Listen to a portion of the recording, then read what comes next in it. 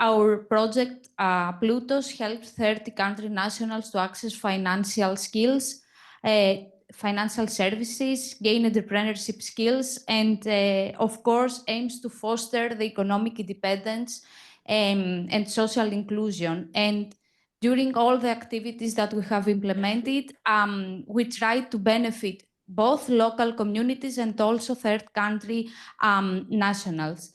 Now we will continue with an introduction and the presentation of some important remarks from the PLOUTOS project and the deliverables. So I would like to invite our coordinator, Ghazal, in order to continue her presentation. And before this, also, I would like to welcome also our online participants, because we have some of them online, and of course, our project officer that sees online. So welcome to all of you. So please, Ghazal, if you would like to continue. Hello, everyone. Hello, everybody, and good morning, late good morning, actually. It's my pleasure to be here today with all the partners and people who are interested in migrant and TCN integration, social and economic integration. I want also to thank people online. Maybe they could not hear the video.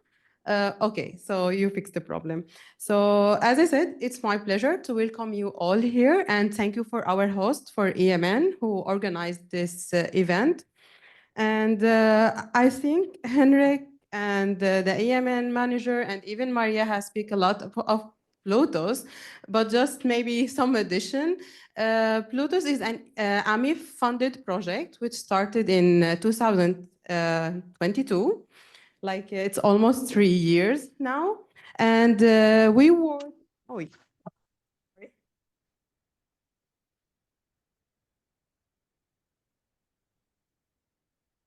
we work all together to foster the TCN economic and social integration by implementing educational program, supporting system, and online tools. Together with all the partners, and we have a very unique consortium which consists of different people coming from different actors and different countries, which was our strong point in this project. This was not easy to coordinate as the people coming from different backgrounds, but this, as I said, add value to our outcome. Just to have something more personal, yesterday I was in the flight, and as all you know that in the flight there is no internet. So I was doing a cleanup to my gallery, and I found a photo. Can you just move the slide? Next. Yeah. This is our first photo from our first kickoff event, which was in Halmstad University, Sweden. And what was unique from this photo, it was like the first on-site meeting after the COVID pandemic. So it was a hybrid meeting.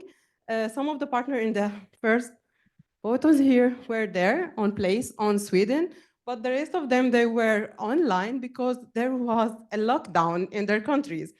But this was a very nice memory. It has been almost 3 years now. We have achieved a lot.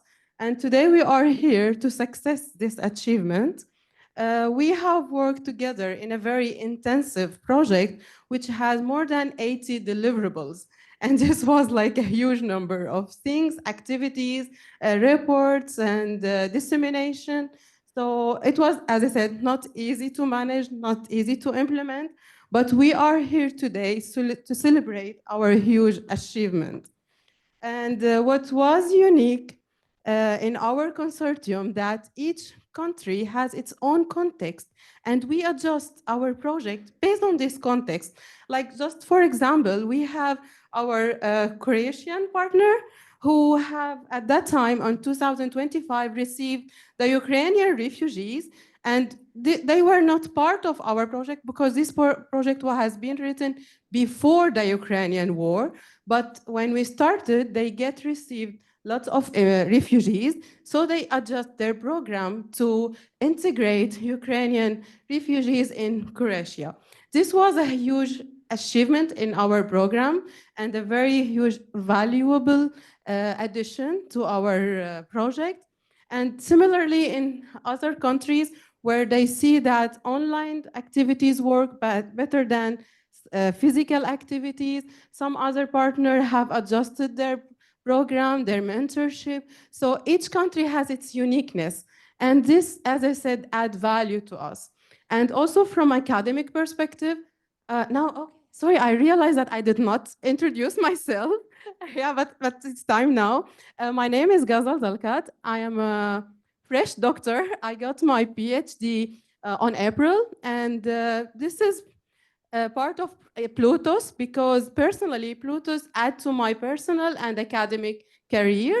As I have started my PhD since PLOUTOS, and I have conducted research together with Henrik Part, my supervisor, and my colleague Sinan. So from academic perspective, also PLOUTOS project adds a lot to the academic research and articles. So we are not just have a practical contribution, we have a research contribution and a real contribution actually.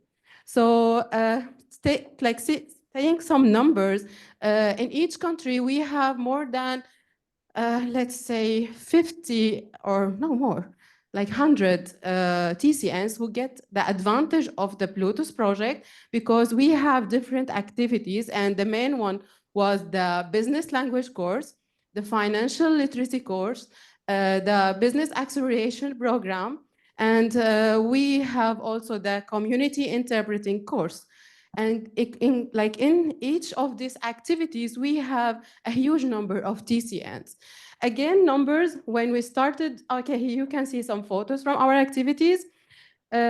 Also, what was unique from the Swedish context, when we announced that we will have a business language course, we get 1,500 people interested in the course, which was, okay, what happened? There is a gap. These people are really in need of this kind of activities, and they are really in need of this kind of financial literacy.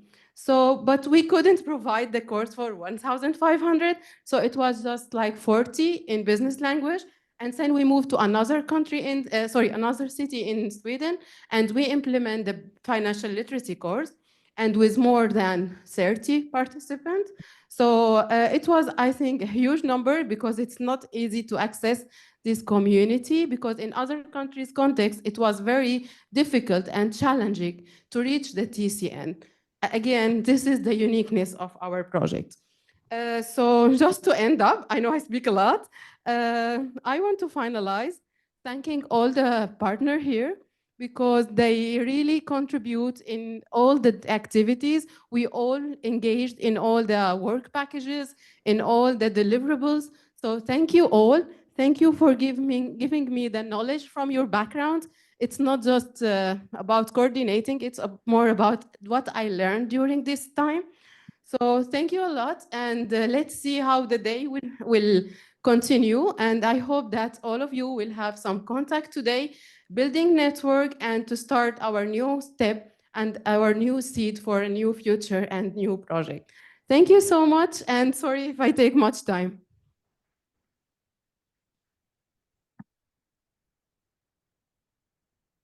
Thank you, Ghazal. It was really nice to see also photos from the first meeting because after 3 years, of course, yeah, it's really nice to see all of them. So how we will continue today? We have separate 4 sessions. So each session will consist from one moderator and from the speakers who will present some specific topics and remarks from our project.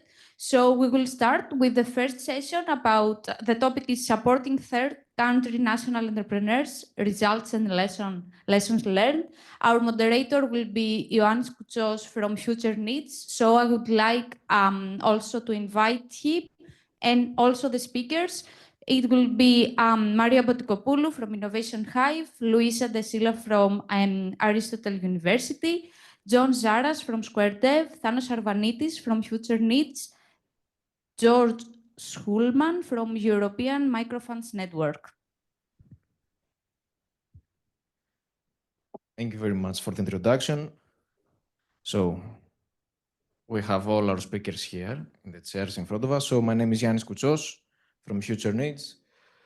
So we're gonna talk about in this session, let me just give you an overview of what the context is. We're gonna describe the PLOUTOS outputs, what have we done so far, what are the results, how to use them and share them after the project end with a broader audience, let's say, create impact after the lifetime of the project. If we want to further developments, of course, of all the results, we're going to reflect critically on what the feedback was, because we had many piloting activities, many training sessions and programs. So we're going to talk about what the pilot leaders talked about, the TCN feedback, etc. And we're going to have some feedback as well from the consortium, from the project partners, where they had difficulties in collaborating, coordinating. Maybe we have some language barriers, etc. So we're going to explore all these aspects. Yeah, you can move on to the next slide if you want. So we're going to have an individual presentation, 6 of them in total, 1 for each work package. And we'll have some tailored questions afterwards to talk about specific things that will be presented from each organization here. And then we're going to have an audience discussion. So if you have any questions, if you have any topics that need to be further elaborated upon, you can just write them down and we're going to have a thorough discussion afterwards. Yeah, so we can begin with the first presenter, Senad from Halmstad University. We'll go through work package 1. Do you want to do it here, or I can bring you the microphone as well? Yeah. All right. Hi, everyone. My name is Senad, and I'm a PhD student at Halmstad University. And the reason for me being a PhD student is this project. The thing is, I started 1.5 years ago, and whilst searching for PhD places, I thought that this PLOUTOS project was the most interesting one. And after meeting Ghazal, Henrik, our study director, and our academy manager, I was offered a position. And since then, a lot of things have happened, not only with PLOUTOS, but also with my academic research.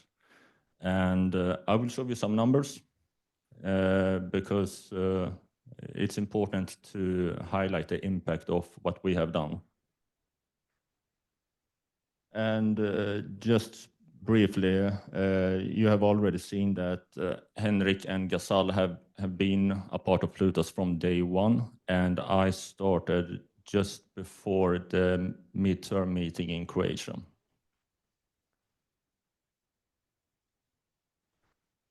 So over almost 3 years, we have connected with 11 partners and a lot of people and external organizations, especially in Sweden, where we have expanded from Halmstad, which is a quite small city, to cities like Helsingborg and Malmö, who have provided a lot of possibilities and opportunities. And I know that other countries have done the same. So in total, 7 EU countries. The first kickoff was hybrid and in Sweden. And then we had Croatia in September last year, and now we have Belgium. And all in all, 6 work packages. Myself, I've been working mostly with a business acceleration program, which has been very interesting. And some of the key activities, I've already mentioned it. We've had a lot of online meetings, so some of you here are familiar faces, while some are new, and I hope that we can meet up later today and exchange our experiences. When it comes to research and testing, this is one of my favorite parts, not only when it comes to PLOUTOS, but also other areas of research. And we have done a lot of desk and field research in respective countries. We've had questionnaires with a lot of responses, which has given us quantitative data, which we can use. And then we've had pilot testings in 6 different countries. Looking at the engagement and impact, one of the first things that happened when I started was that we went to Helsingborg, I think it was, Malmö, of course. I should remember, I was driving. This was an experience I didn't expect, because we met a few external partners and a lot of TCNs who have been part of a course, and we were handing out diplomas. So it was a very good start, and it showed the impact that the PLOUTOS project had up until I started, and hopefully we kept the same momentum. It feels like we kept the same momentum during the second half, which is extremely positive. And with our colleagues in the PLOUTOS project, we've also had impacts which are digital. And one thing is the PLOUTOS technical tool, which we have been using in the business acceleration program. And from a Swedish point of view, it has been something that every TCN has appreciated.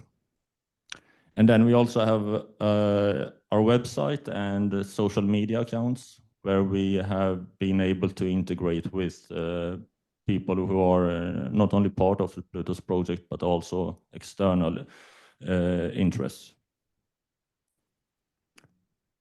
So the communication and outreach, one thing that struck me before I started with the PLOUTOS project, I was working in other EU projects, and the amount of publications that we did in different languages is quite interesting, which means that we most likely reached a large population and hopefully provided some inspiration for others. Something that I want to highlight, because it's partially because I'm interested in it, but also because PLOUTOS has provided a lot of possibilities, is the publications that we have already made and the publications that are in the making. As you maybe know, if you work in academia and you want an academic publication, this is a process that can take several months or even years. And we have already succeeded in some publications, and I can already give you a hint now that a couple more publications are underway. So the impact will hopefully continue even after the project finishes. And that was it.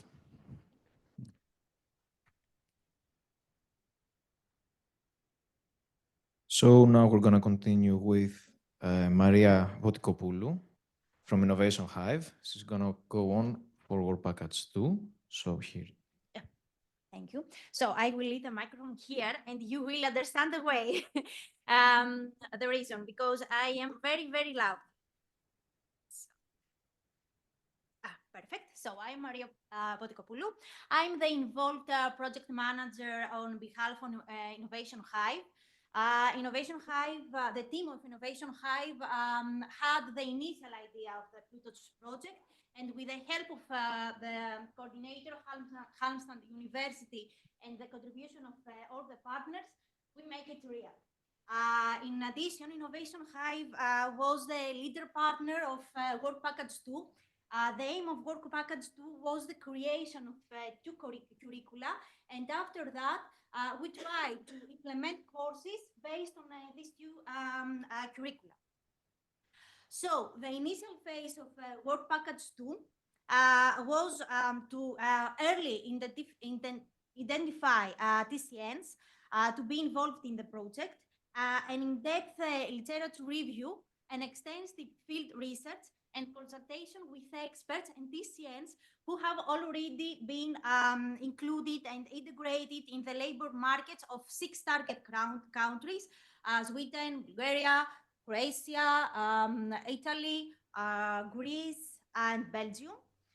These activities provided the basis for the development of the two comprehensive curricula tailored to support the economic and social integration of TCNs in their host European countries. The curricula were then pilot tested with TCNs across Europe and delivered through a combination of online and face-to-face sessions, each of them lasting around 6 months, in order to ensure accessibility and flexibility. The target group of all courses was TCNs who have been residing in the host country for at least 3 years and have a B1, B2 level knowledge of the host country language. Our first material was the business language curriculum, a document around 107 pages, which you can find in English, Bulgarian, French, Greek, Italian, Croatian, and Swedish in our project website. The business language curriculum and the course aim to improve participants' understanding of business-related terminology and equip them for a seamless integration into the business community of their host countries. Recognize that TCNs often face language barriers that limit their access to services, to job opportunities, and effective communication in professional settings. The course addresses all these challenges by providing targeting terminology training and practical skills that directly improve the TCN's employability. A critical factor for the success of this training is that we try to recruit qualified language teachers to ensure the delivery and of the training and its quality. The key factors were modules such as how to write a business email, how they can prepare for a job interview, how can create a CV, like a Europass CV, and how they can navigate into the governmental systems. The second material was the financial literacy curriculum, again, a document around 162 pages. Also, you can find it in English and 6 more languages in our project website. And the course and curriculum aim to equip TCNs with essential skills to manage finances, assess risks, and make informed financial decisions. Many TCNs are unfamiliar with the financial system of their host countries, making them vulnerable to risks and limiting their economic independence. By providing comprehensive insights into national financial systems, the course equipped the participants with knowledge and confidence to navigate effectively into the financial systems.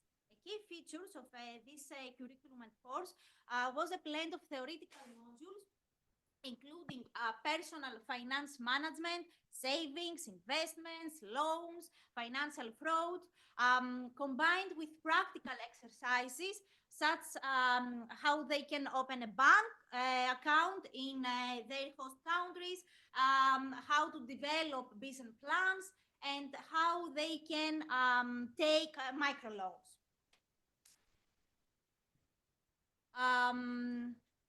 Just a moment. Okay. The PLOUTOS project has impressive results in both quantitative and qualitative terms. In total, 142 participants successfully completed the business language course, while 150 graduated from the financial literacy course. In addition of this number, the course achieved to increase their confidence in managing financial and professional matters. They learn how to apply all the knowledge that they gained For example, they achieve to better understanding how the financial systems in their host countries work and improve, of course, their communication skills. And in addition, the course increased their interest in entrepreneurship and long-term integration efforts. After the completion of the courses, certificates were awarded to those who successfully completed the courses. The examination was based on the Europass language passport, self-assessment grid business language self-assessment tool, and financial literacy self-assessment tool, both of them developed under the PLOUTOS project, and over 70% attendance at the courses. What about the next steps? We believe that different organizations can adapt the curriculum. The organization can access the two curricula in multiple languages in our project website and adapt them in their specific national and local context. For example, by integrating on them national laws, banking systems, and terminology relevant to TCNs in their region, and by including interactive activities and practical exercises that reflect the unique challenges faced by TCN in specific industries or sectors. They can provide alternative training options. For example, they can implement the course in a asynchronous, let's say, learning way, and also they can digitalization the content to accommodate TCNs with irregular work schedules or other commitments. This can be done by using the curriculum to create courses on Genially or in a Moodle platform, and providing engaging digital version of our two curricula, and also by providing additional resources such as videos, quizzes, or simulations to reinforce their learning. Also, different organizations can focus on entrepreneurship.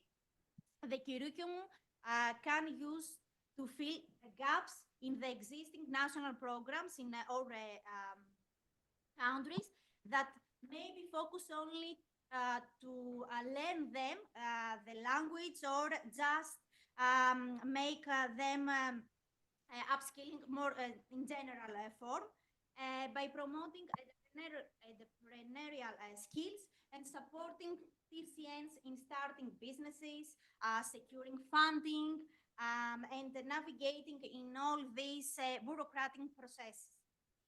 Working together for holistic solutions. We can work together with organizations like IOM, like European Asylum Support Office, the Refugee Agency of United Nations, in order to create a more comprehensive approach that balance job readiness and entrepreneurial environment. And also, we can engage local stakeholders. For example, we can work with business to organize internships or job shadowing opportunities for TCNs, and with local universities or training centers, in order to certify the participants and enhance the credibility of the two curricula. And I think that in a short way, I described the work that we can that we made during the implementation of package 2, and I can give the floor to our moderator in order to continue.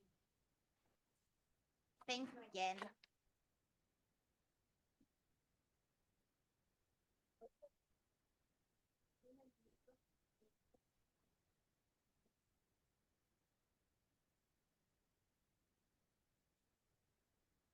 Hello, so can you hear me? So thank you, Maria, for the very elaborative presentation. So we can move on to the next speaker, that is Luisa De Silla from Aristotle University of Thessaloniki, and over package 3. Yeah.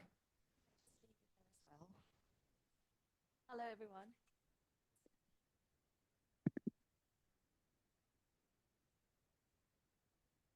delighted to be able to be here today with you, representing one of the project partners, Aristotle University of Thessaloniki in Greece, and also our principal investigator. Is it on? Okay. It's on, sorry. And also our project, our principal investigator, Professor Fotini Apostolou, who could not be here with us today in person. So I will start with this quote, which I think nicely encapsulates our desire for participating in this project and really highlights the importance of creating solid community interpreting training courses. Yeah, this is brought into sharp relief by that. I'll quickly take you through the deliverables that we were responsible for at the University of Thessaloniki. First of all, it was a desk research component. Professor Apostolou conducted extensive desk research in 7 partner countries on the conditions, on the provision of community interpreting services and community interpreting training. This is available on the PLOUTOS website, and it's quite telling in terms of, again, it highlights the need to come up with a more solid and less fragmented courses. Now, our second deliverable, and which is very close to our heart, is the development and the delivery of the community interpreter training course, which took place on Zoom on a synchronous mode, but also included activities that the students could complete asynchronously and, of course, receive feedback on. So just a quick overview of the profile of the trainees who started the course and completed the course. An impressive amount of languages and cultures, which at first glance was a challenge, obviously, but I think based on the students' feedback was one of the course's assets as well. Just a quick flavor of the sessions. We've got 3 sort of main parts: the theoretical part that I was involved in, giving some theoretical background, introduction to concepts and themes and key theories in community interpreting and interpreting in general to set the background. Then moving on to really sort of hard community interpreting skills, developing listening and memory skills, note-taking, and then the practical component and the role-playing exercises that the students and participants appreciated very, very much and enjoyed very much for that matter. This is the handbook. It's available in English, and we've got an abridged version in 6 languages, and you can feel free to browse it. Very proud of it. This is the e-learning platform that we use for the delivery of the course. This is the platform used by the University of Thessaloniki for the delivery of all our courses. The certificate that trainees received following successful completion of the course. Now we all take very seriously course sustainability and the next steps. We have already started working towards that. The website is in Greek, but I'll sort of briefly take you through. Professor Apostolou has already delivered an extended version of this course as part of the Center for Lifelong Learning of the Aristotle University of Thessaloniki. That was very successful. That had 40 participants, and it gave us more feedback on how we can take this forward. Just a family photo of some of the participants of the project. And I think I will leave you with this. Thank you very much. Thank you.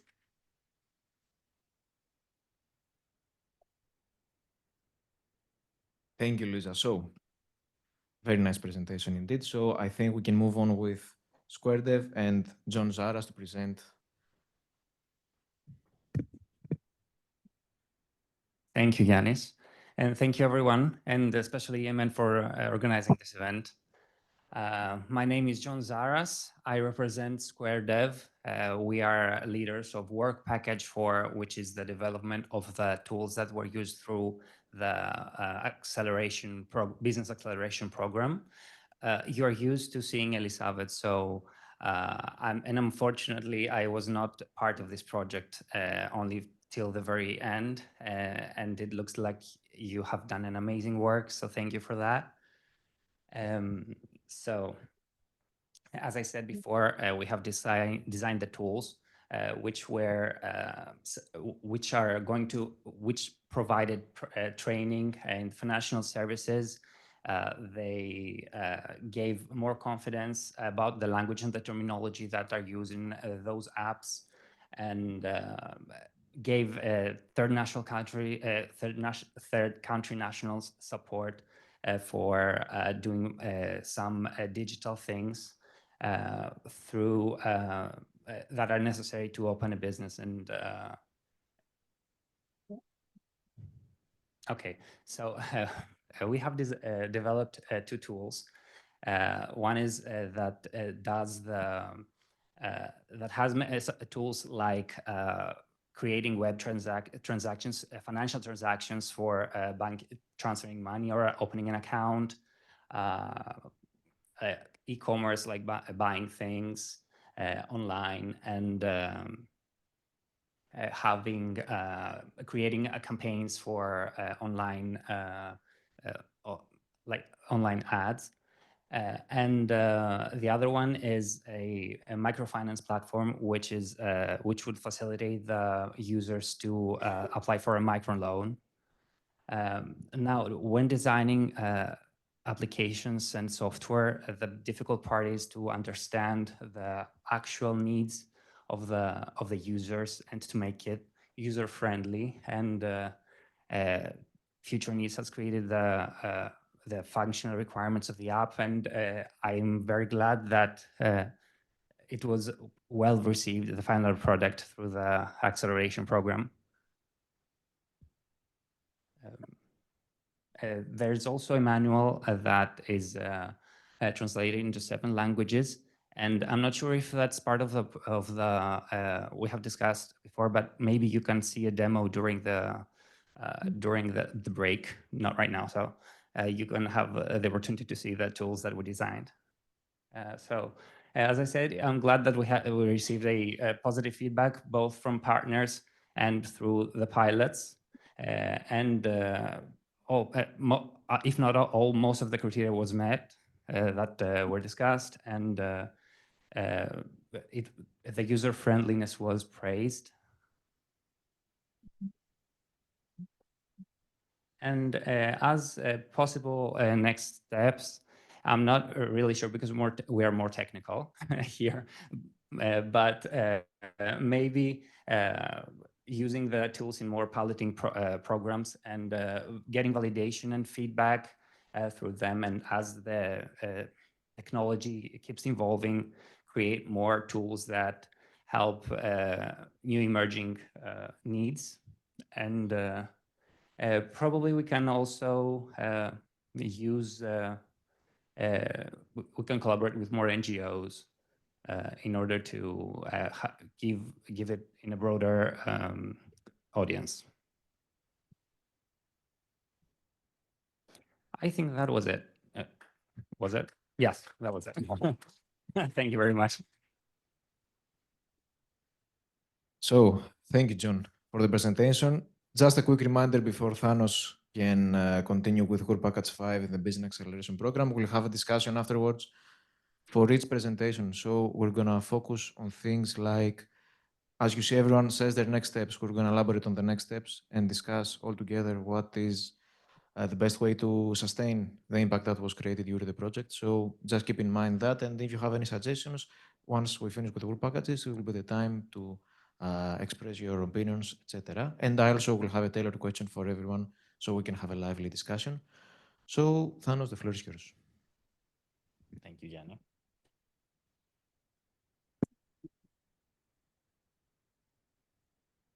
So, hello everyone, I'm Thanos Arvanitidis. I will skip this slide because my face is too zoomed in. So, yes, and we are going to talk about the Business Acceleration Program, but the mic is what? Closer to the mic? Okay, so we are going to talk about the Business Acceleration Program, but in a not non-technical way. I would like to present the vision that we had since the beginning of the whole idea, from the drafting of even the proposal and some core ideas to the proposal alongside with Innovation Hive. And this is why, like, actually, that vision actually drove us from the whole development of the idea to the implementation and everything until now. Anna, sorry for sharing that, but it was actually an idea that we had for especially this core idea of the project, that our founder's mother was herself a TCN. So it was back then around 1990 that she helped a lot of refugees to go through a lot of things that we have developed in the business acceleration program and in general in core components of PLOUTOS project. So some characteristics that drove us was that we wanted people, TCNs, to have the ownership of the whole project, of the whole process that they're going through, to be experiential, to be cooperative, because I think only a little, like a bit of things can be done like on our own, like we need each other, of course, to be reflective and of course practical. So that was the main things that drove us from the whole vision thing. And like in the beginning, we wanted the TCNs to have a theoretical instruction about what are those things that they are going through, to have an introduction to the scenario-based game. Unfortunately, we didn't have the chance to help them like in real life, but everything that they have learned, we hope that they will implement them soon. The participants obviously run their businesses through this game-based scenario. I had some group discussions and of course the reflection stage in which they actually provided their feedback and actually could see what was the outcome of the whole program. Yes, so the activities, I will not go through them one by one because we want you actually to visit our website, to visit the business acceleration program, and most importantly, to implement that. We had the stage one that is about the concept and the research, like the TCNs are going through some basic stuff about how to conduct a market research, a business plan, and everything that is related to that.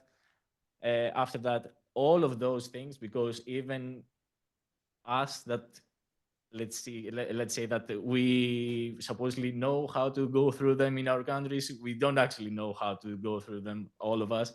So it was really important for them to get to know the basics and the fundamental things from the financial and economic stuff. And of course, the traction, like after they create their business, they run their businesses, how like they go to the whole lifetime of them. So yeah, some results, like it was a practical experience that we provided through the whole program. They developed plenty of skills, not only hard skills, but soft skills as well. It was more about the inclusivity, the adaptability of the whole project, the partnerships that with the real businesses, that these are going to be a real aspect that we would like to go through, like after the exploitation of the project. The technical integration, we had, of course, Square Dev like helping us, and everything that can be even more developed. What we aim for, of course, is the expansion of the program, but of course, in like nothing is a bed of roses. So we have some threats as well, like the rapid regulatory changes that we need to make sure that the program is updated and based on all the changes that we usually have in our countries.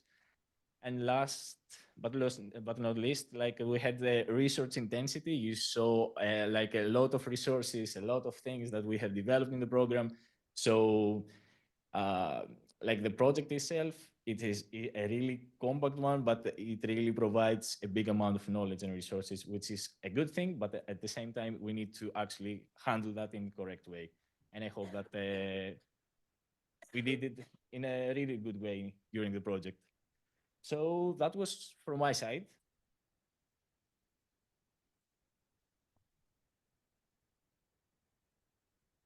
So thank you, Thanos. Indeed, 80 deliverables, very intense work. So now I give the floor to the European Microfinance Association and Network, sorry, and Ioanna. Thank you, everyone. We had a last minute change. Jörg was not able to attend, he's sick. It's that period of the year when you don't know exactly where you are gonna end, if you have to recover from sickness or you really can be present in the meeting. But let's focus on today, and I thank you everyone for being here. My role today is to present you some of the findings that we had in the impact assessment process.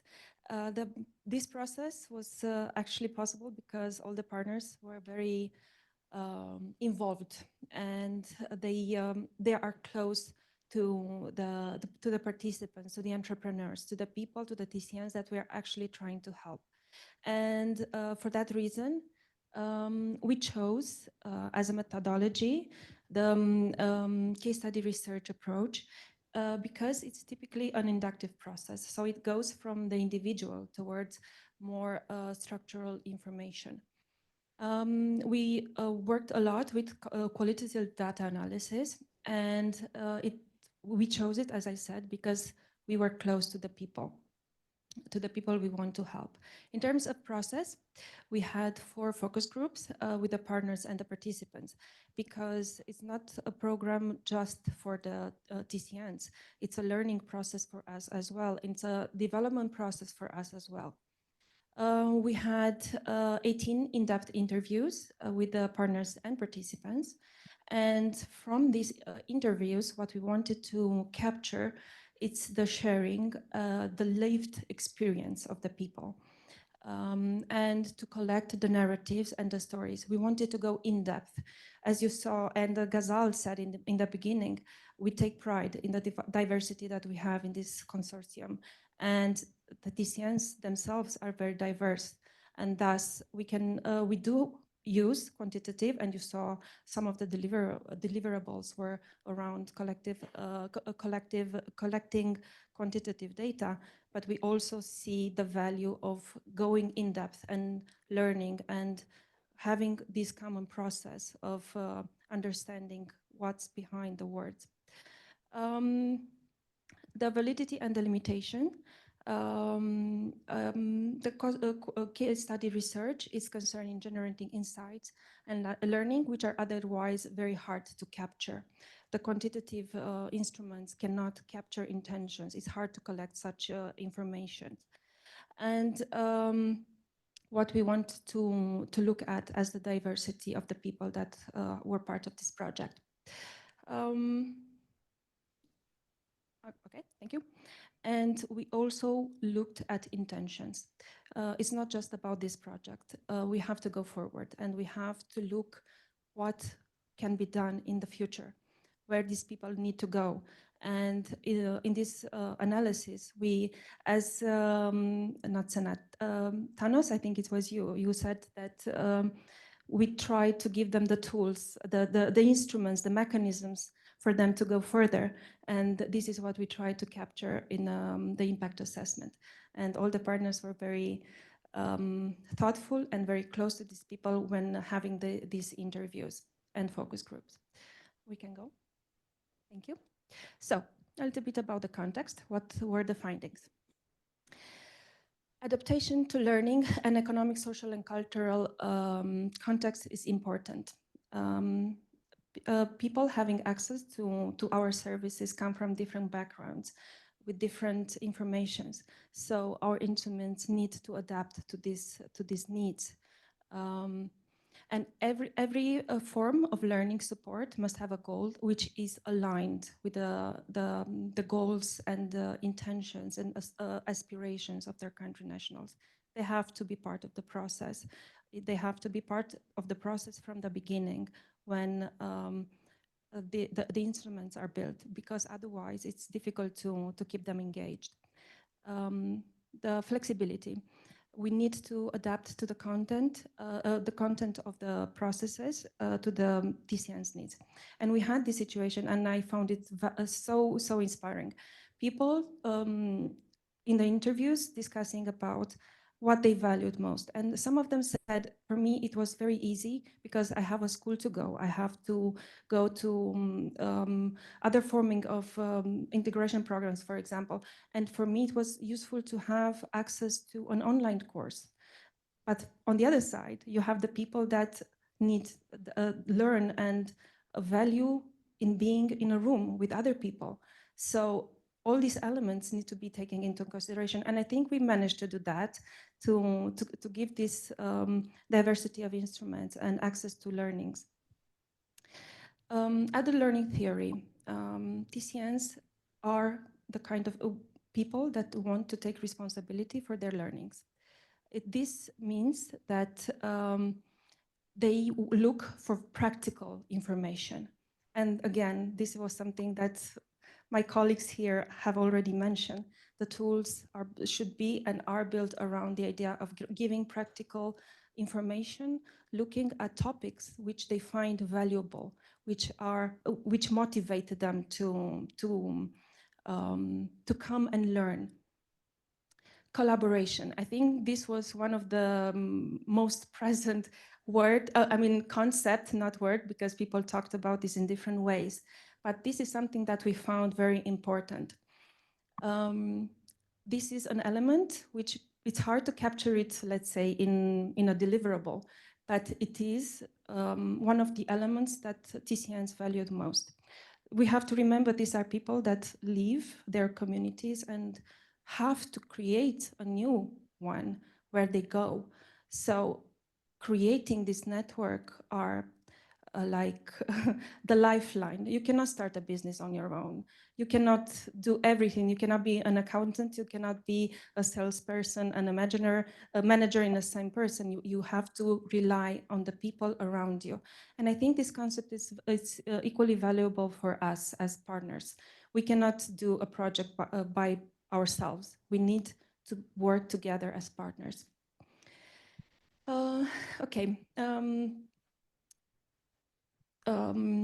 We talked about economic integration, but it's not integration. It's a complex phenomenon, and it's not just about trying to bring wealth to these people. Wealth doesn't mean just having a business or a job. It means having your own community. So these two concepts come together. Social and economic integration are basically intertwined. And this, I really loved this example from Croatia, where they were mentioning the volunteer activities they were going to, and the organization were just taking their TCNs and they were presenting them to the community and making space for them to present themselves as just any other person in their community. They were creating new relations within the event they were having, and I think this is what integration should, where integration should start. We are people, and we're not defined by differences. We are defined by the things that connect us. And the last, applied effectuation, it's actually based on the concept of learning and working with what you have. These people gain these skills here, but then they will be on their own. And on their own, in a community they're developing here. So this is what we try to create, this community around them. So once they are leaving the project, because as everything, a process has a life cycle. These people have in their goodie bags, so to speak, the people, the connections, and the networks that they need to go further. Because this is something we found, again, fantastic. I went to a training or a meeting, and one of my colleagues said something about my business idea, and I realized that there's a new opportunity on how to see my product or my service or whatever. And these are if you have these people around you to rely on, then you're better equipped to move forward and to be successful. In terms of good practice, the learning formats. So the learning formats are much more a vehicle, and their scope is to connect. This is something we found very often, that people valued the meetings, the gatherings with the other people, rather if it's, I don't know, the topics per se were important, but the importance was the discussions with the people on the specific topics. Learning is a social activity, and we stress this as much as possible because we are social beings. So from this, I think it's self-explanatory. If we want to grow, we need our society and our communities. The networks need to have a purpose, and the idea of collaborating, and when we design these learning formats, need to be addressed towards a goal for the TCNs. And one of them is the idea of collaboration or testing, or I don't know, having access to new networks of entrepreneurs might be some of the ideas that can happen. Transformational learning, coaching and mentoring are services that not only address a content, a technical subject, they also build confidence and they address beliefs. And this is something, again, what we saw a lot. People appreciated, they saw themselves grow in the program. They saw themselves gaining trust and confidence to test what they had in mind as ideas. And I think this is an incredible outcome of this project. And no program is good enough. Maybe it's, let's say, challenging as a statement, but what it means is that we need to look in depth. What does it mean when people talk about the challenges they face? What does it mean that it's hard for them to handle the administrative burden? Maybe behind this statement, there are more information, and that's why we have to have these third country nationals, or in other projects, the people involved from the beginning, because this way we can pick their minds and understand and adapt the tools, the mechanisms we set up from the beginning, tailored to the specific needs they have. And social integration, yes, social integration. That, as I was saying, economic integration and wealth doesn't come by itself. I mean, we don't win the lottery ticket every day. It's something we have to build ourselves. And building means having a community. Okay.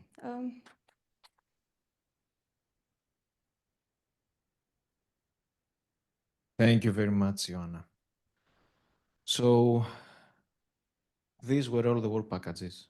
So since we are pretty much not ahead of schedule, I would say, so I will just move a bit swifter with the question. So, of course, regarding Word Package 1, there is no need for a question. It was pretty difficult managing all these deliverables, all these translations in several languages, all these, let's say, diverse consortium from different organizations and context. So I think we have other microphones working right here, so you can answer the questions for the microphones. So I want to begin just with Word Package 2 and the business language and financial literacy curriculums. Do you think there is a chance that will be extended or altered after the project? Because I think Ghazal mentioned like 1,500 people applying. So is it something that is going to be sustained and even, address this need? Yeah.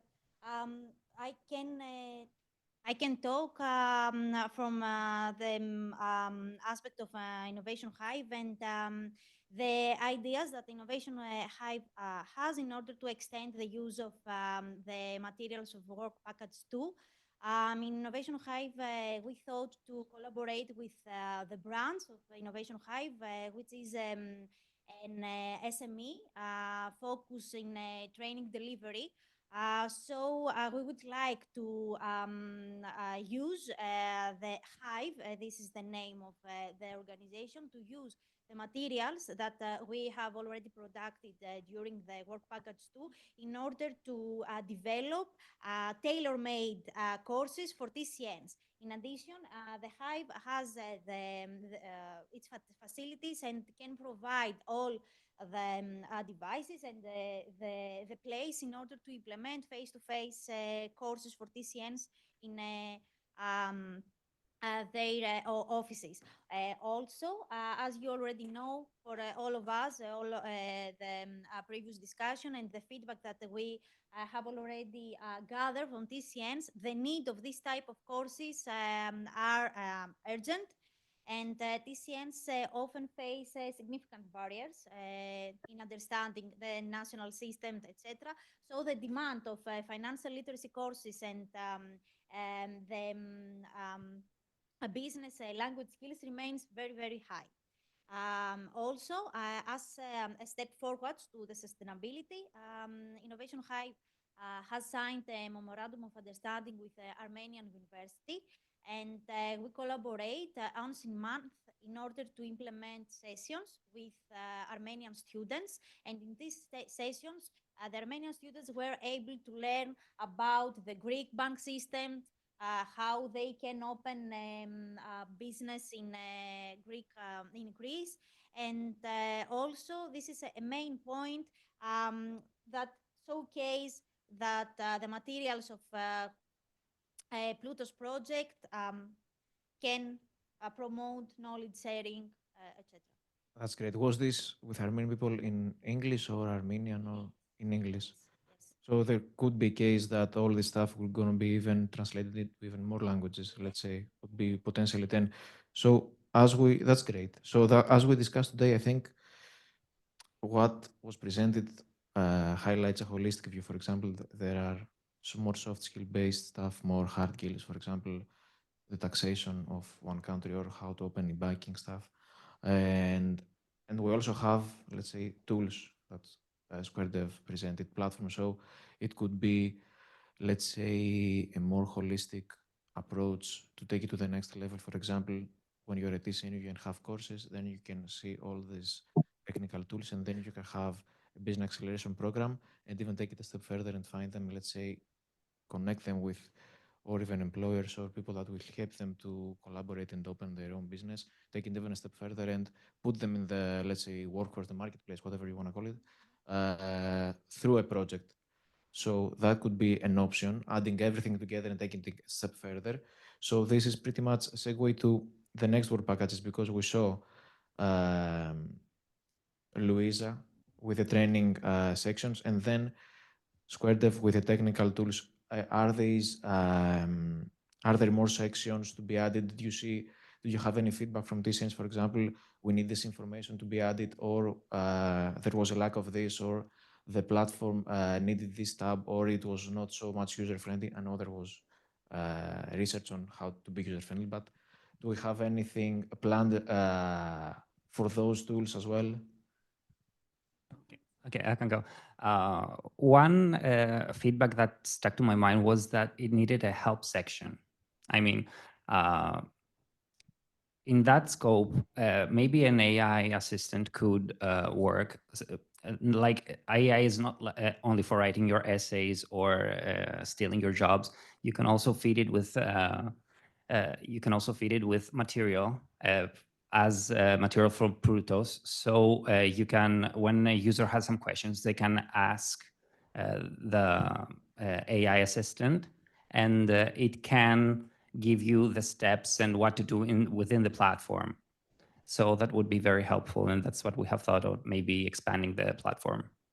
Okay, so this was done by a person, let's say, in the training sessions, getting them through the platform, explaining everything. So yeah, a chatbot or an AI, PLOUTOS AI would be pretty good for the people that are going to use the platform and the tools, not during training sessions, but it will be after, let's say.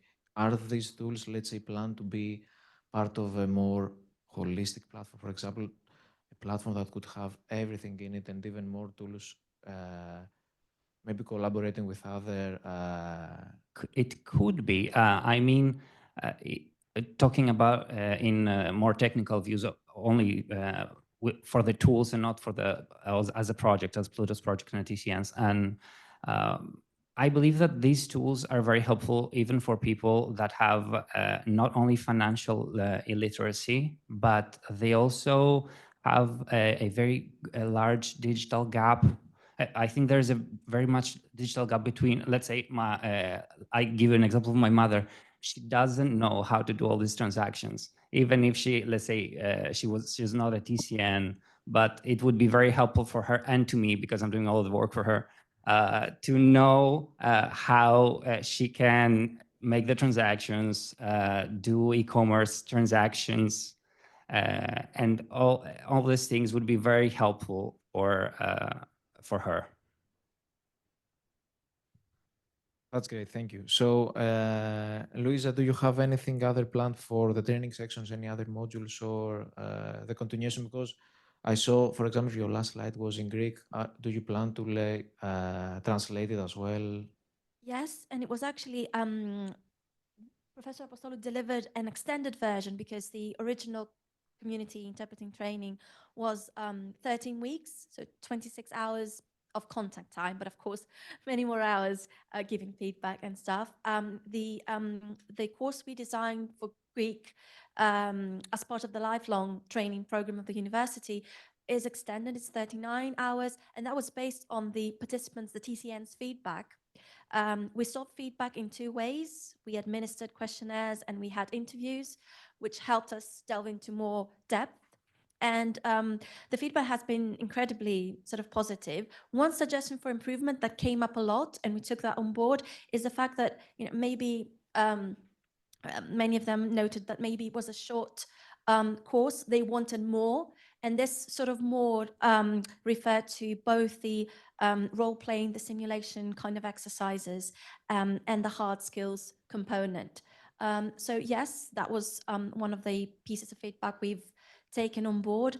And of course, the material is there. It can be translated in more languages. It can be tailored around the particularities of each culture in terms of the examples, the simulation exercises.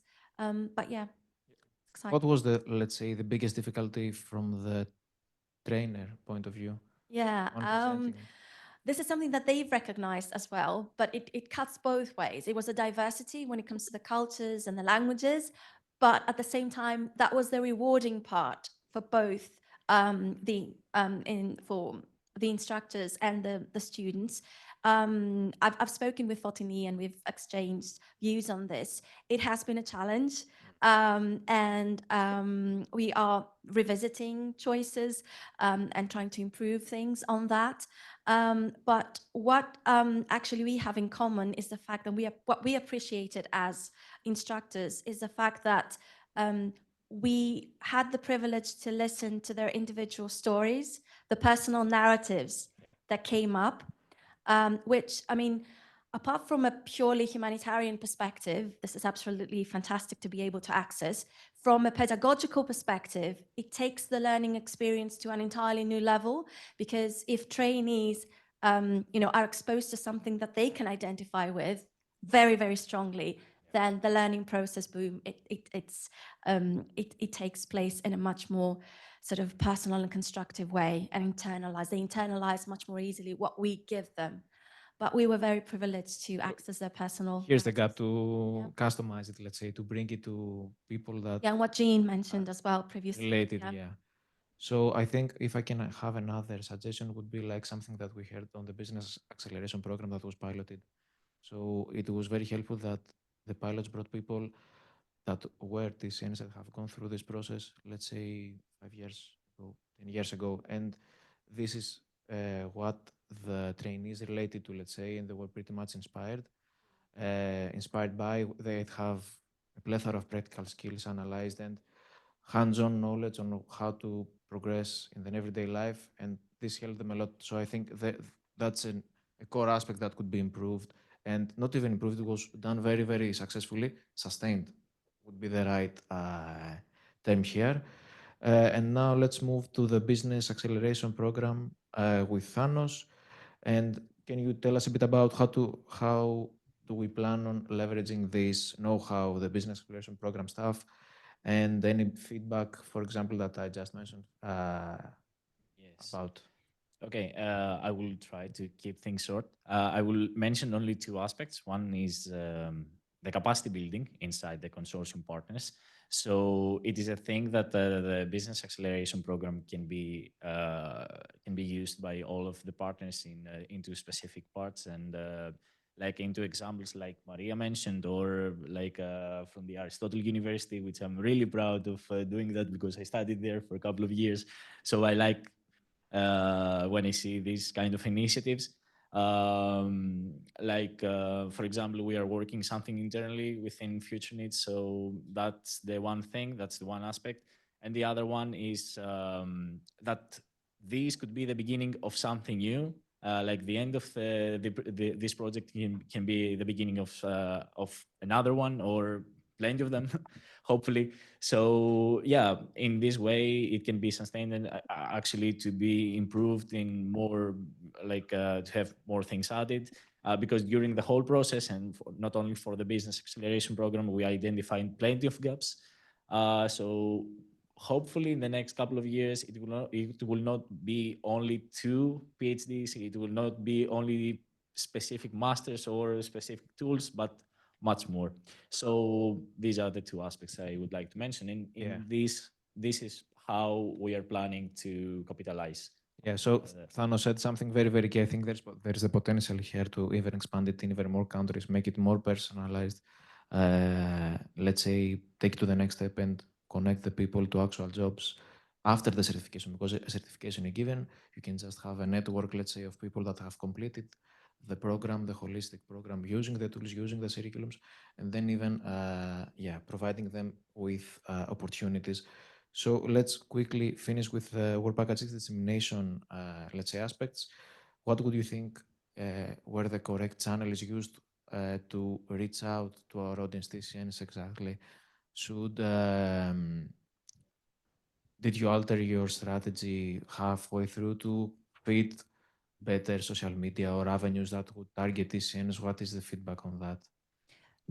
I mean, the tools per se are not different. I think what we tried to do, and this progressed with the project, was bringing the stories, having the people, the voices of the people out there, because it's very easy for us to talk about technical aspects of a project, but I don't think that's those are the elements that really help people connect and identify themselves there.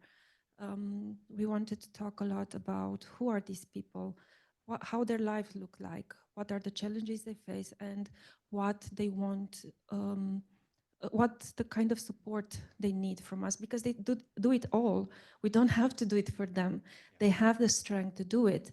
Our role there is only to give them the support, to be on their side, on the journey, to see this journey. And I think this is the element that's more important. Sure. Are we like usually talk and use their examples, the journey, etc.? Is this like the most effective way? Would it be through social media or through events in particular places, cities, countries? What would be the best way, do you think? It's always a combination. And I think it's always people who prefer to be on site, to have the people in front of them.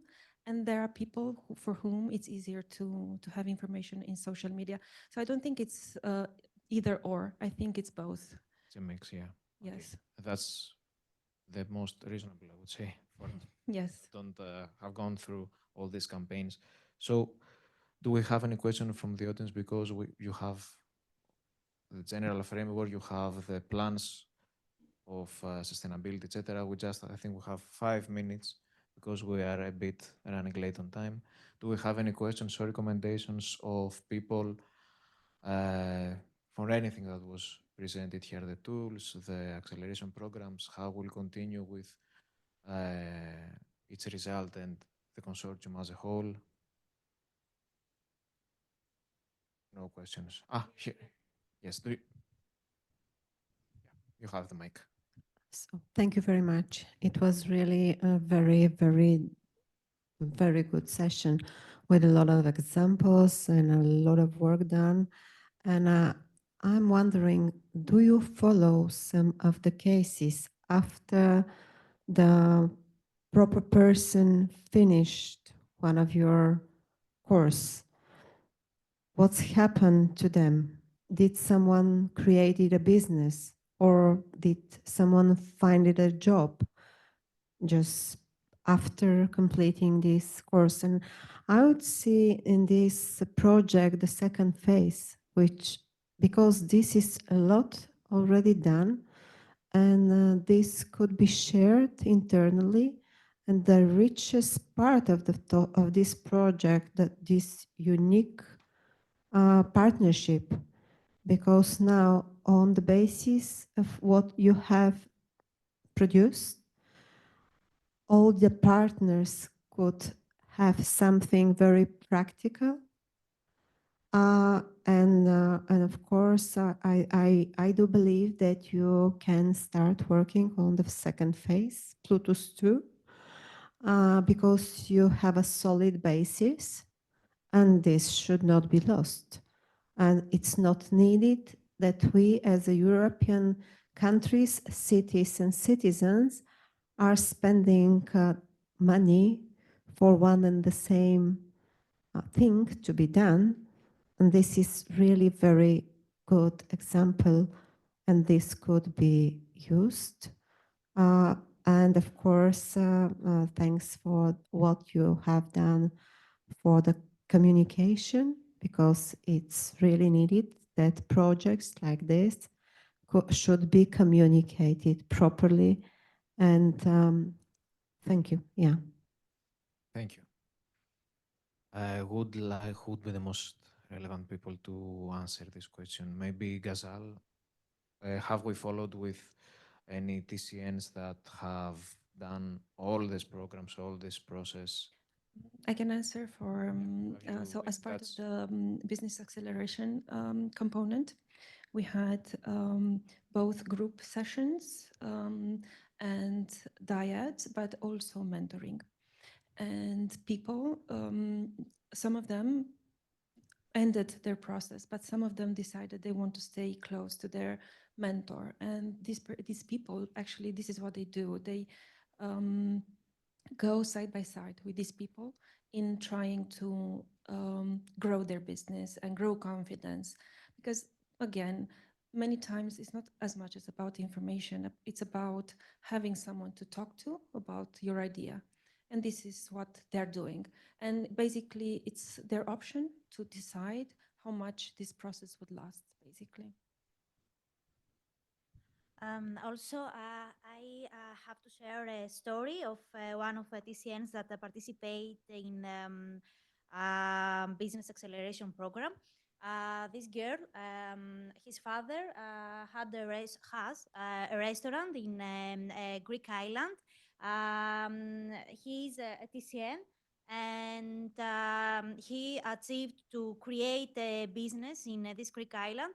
And the girl and his daughter was participants of the practice business acceleration, and after the completion of the courses said that okay, now I gained the confidence to take over the family business. So it was a little let's say step, but for her was gained knowledge and achieve with with the collaboration of his father and the completion of 4 courses to take the role of the CEO of the family business. So it was a nice story that give us the practical results that, okay, we achieved something in this project. So that's great. Family business, Bob, after. So yeah, we have another question in the back. Let me just bring you a microphone. Just a couple of minutes more, and we can finish the session.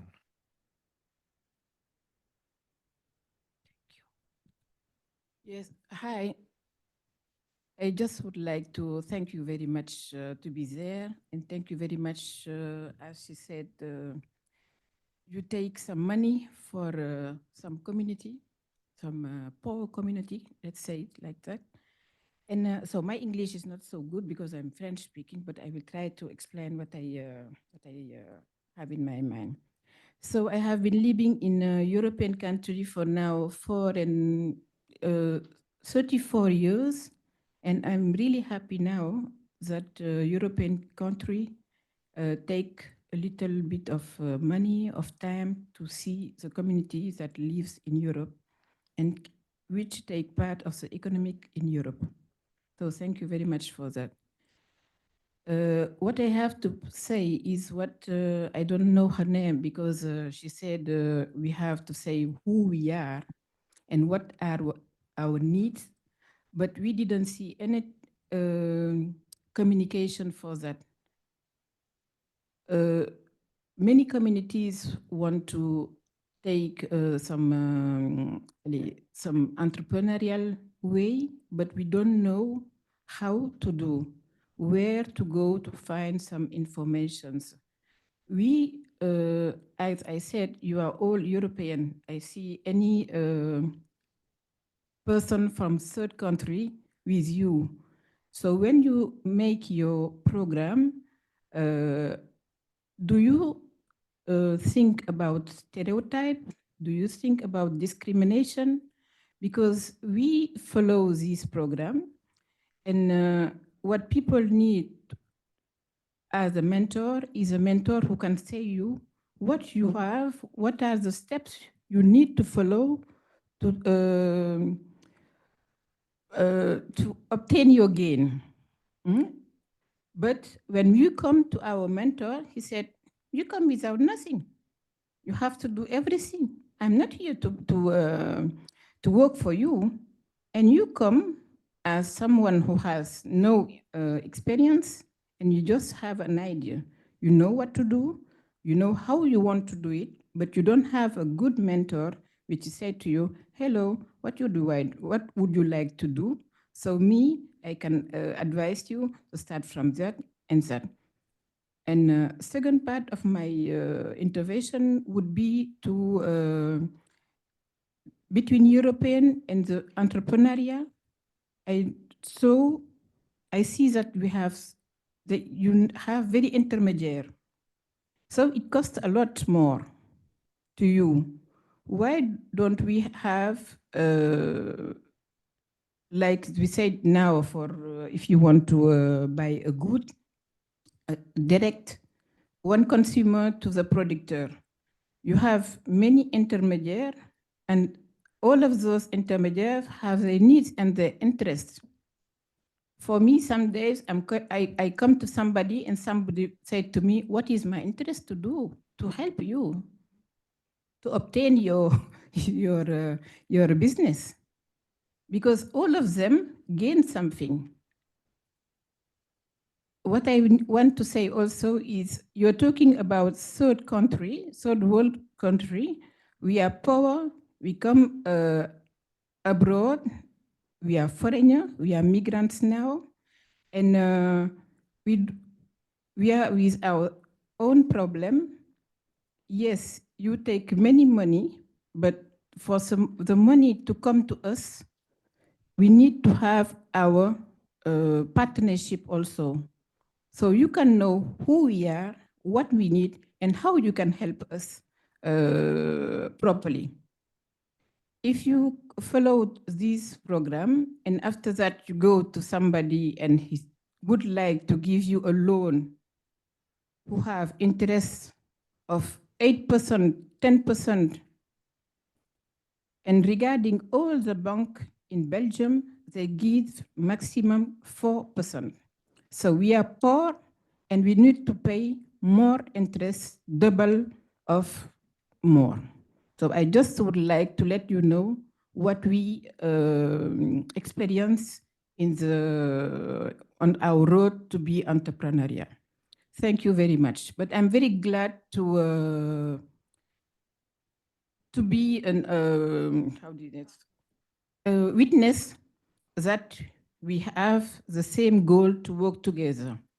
Thank you very much. Thank you. Thank you so much. I'm TCN also. I'm immigrant. I have been in Sweden for less than 10 years. And I think this helped me much in this project because I was so close to these people that you speak about. It's my community.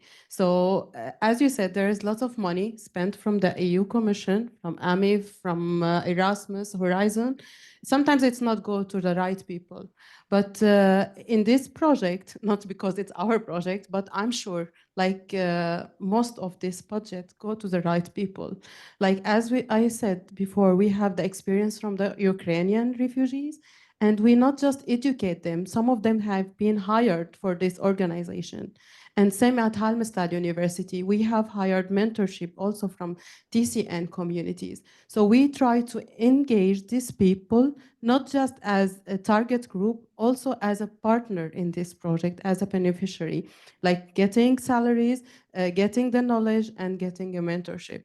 So I hope most of the EU like project in the future will do this kind of like engaging more TCNs, not just as a target group, as I said, more as a consortium, more as a project partner. And thank you so much for your comments. Yeah, I think there's another microphone. You can have this one. Would you like to add something? Okay. I would like to add a personal note.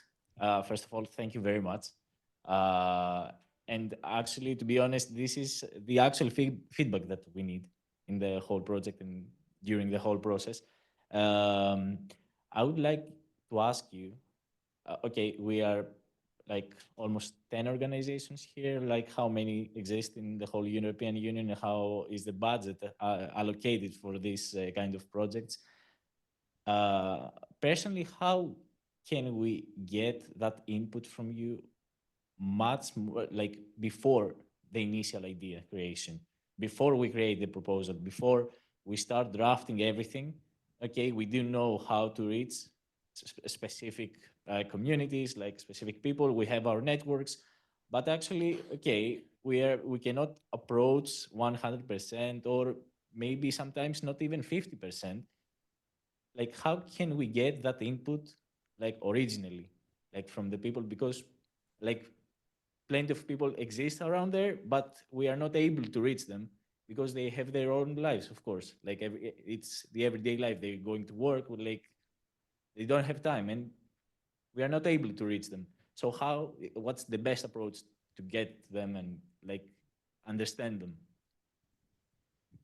Thank you very much for your question.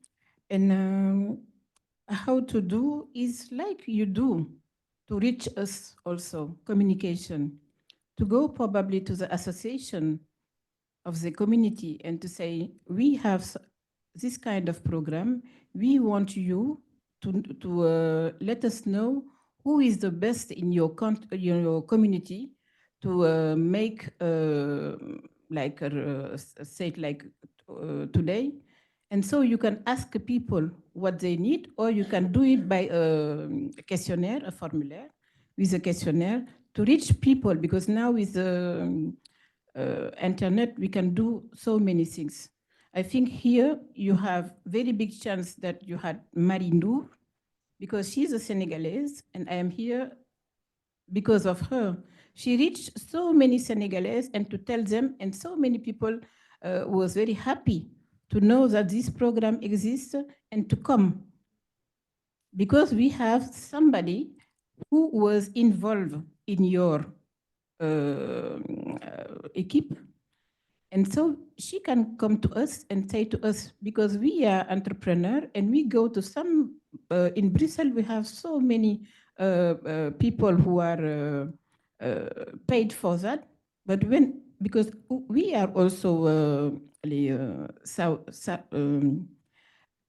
black people. So black people, I can tell you, I go to two jail.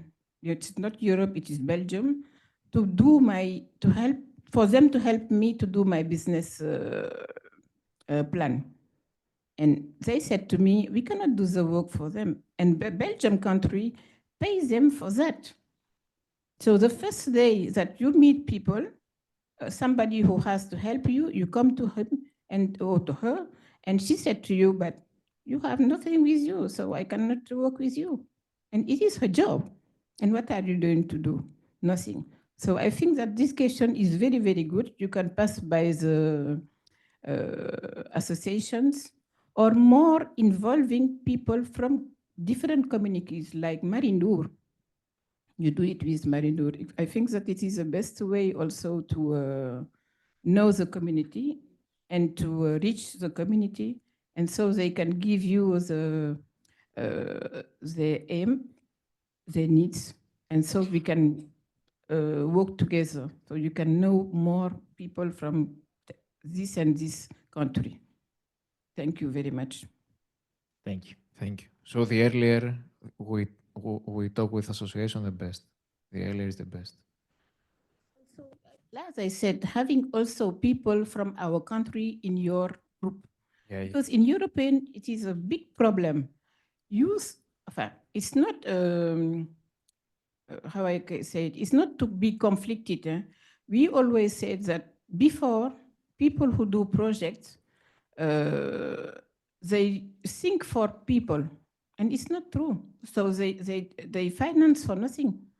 Nestle was giving milk powder to children in Africa, and in Africa, people give them breast, so that is useful.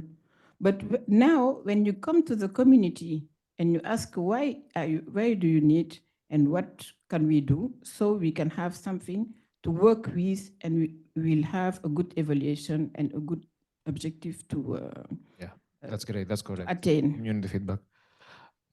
We have just 1 minute. I see you have a question. Yeah. Let me bring you a microphone so people can hear you online as well. You will do it. Just pretty quickly because we are out of time already. I will be very quick. Just in addition to what she said, design, for example, ambassador within African community, for example, can be a step to support the message, to share the message. Or, for example, here in Brussels, we have one organization named Vitrine Africaine, which can be the